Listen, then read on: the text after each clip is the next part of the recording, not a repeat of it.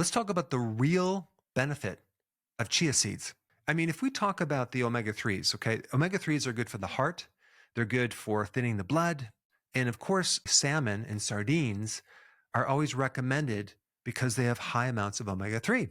Then what's this deal with chia seeds having more omega 3 if you look gram for gram? But what they don't tell you is the type of omega 3 is not the active omega 3 that people think about as an anti inflammatory. That's called DHA. The type of omega 3 that chia is known for, and by the way, chia has the most of this, is called ALA.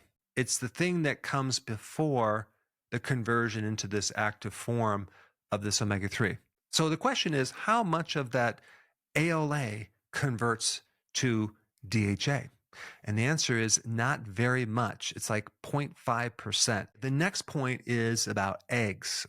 Now, whereas an egg, like a medium-sized egg, might have 7 grams of protein, chia seed has 4 grams of protein. The question is it the same? And the answer is no, because the egg is the most bioavailable protein that you can consume. Actually, I lied. Breast milk is the number one, and then eggs, and then meat, and then fish. But chia seed and other plant proteins are pretty low on the list. And I've searched everywhere for a long period of time to try to find out how bioavailable it is, and I couldn't find that data.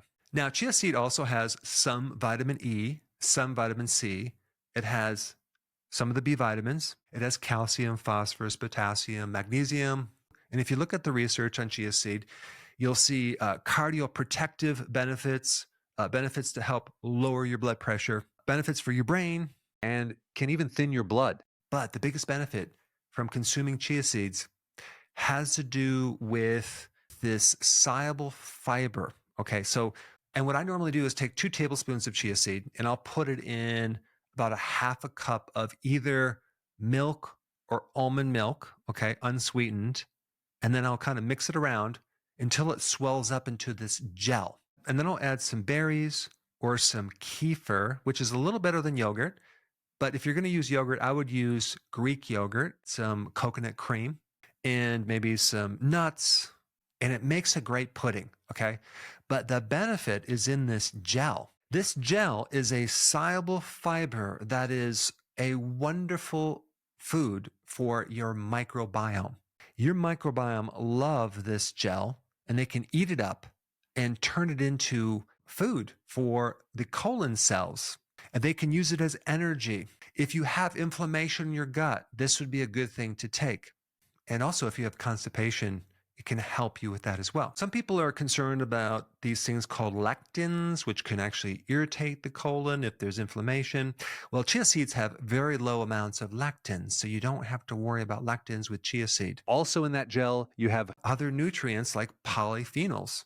These are certain plant-based chemicals that your microbes love and they can eat as well. But the real benefit is feeding microbes that benefit you indirectly.